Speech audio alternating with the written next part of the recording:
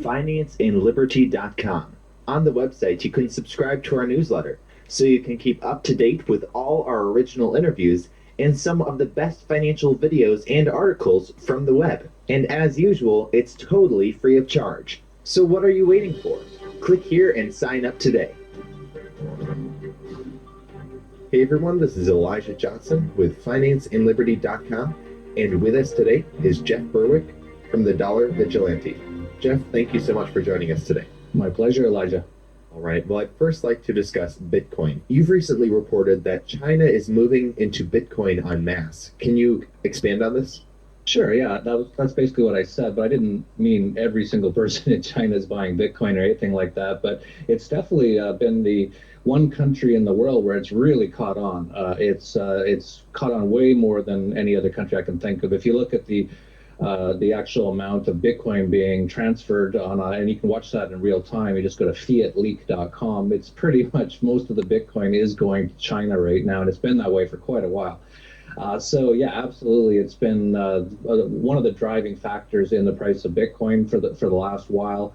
And the main reason is because China, of course, has been doing quite well over the last decade or two because they've become quite capitalist. In fact, in many ways, they're much more capitalist than the U.S. now, as the U.S. is so socialist and almost communist now in many ways.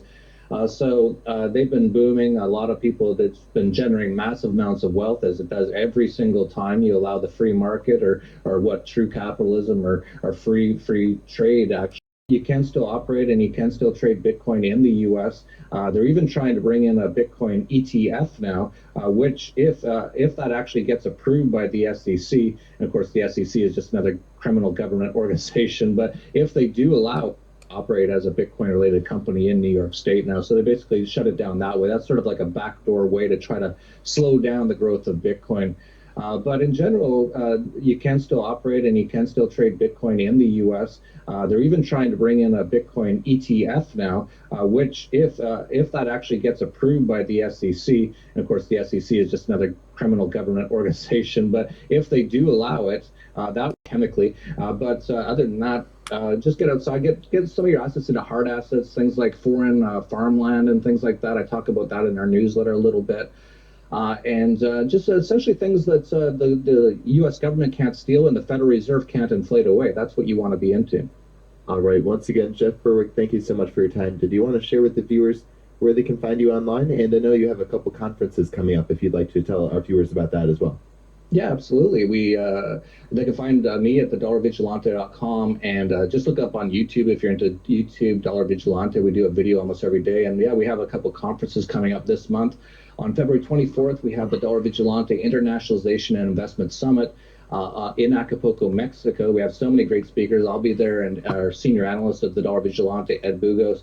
Then we have a number of excellent speakers, so I'm sure you're aware of many of them, including Bill Murphy of the GATA, the Gold Antitrust Action Committee. He'll be one of the speakers. David Morgan, probably one of the top sort of silver analysts, in my opinion, in the world, will be there. Bix Weir, Bro DeRudo, really interesting guy with interesting theories on how this whole fallout's going to take place. And Colin Cattell of Palisade Capital, a really amazing young guy who's doing amazing investment stuff in the mining markets, and all kinds of other people. So check that out at tdvinvestmentsummit.com. And then after that, the day after, we have a 4-day voluntarist or / anarcho-capitalist conference called Anarchapulco, with all the top sort of freedom people from across the world will be there, and that's 4 straight days. So 5 days total of events, all in Acapulco at the end of this month. Once again, Jeff Berwick, thank you so much for your time. My pleasure. This video was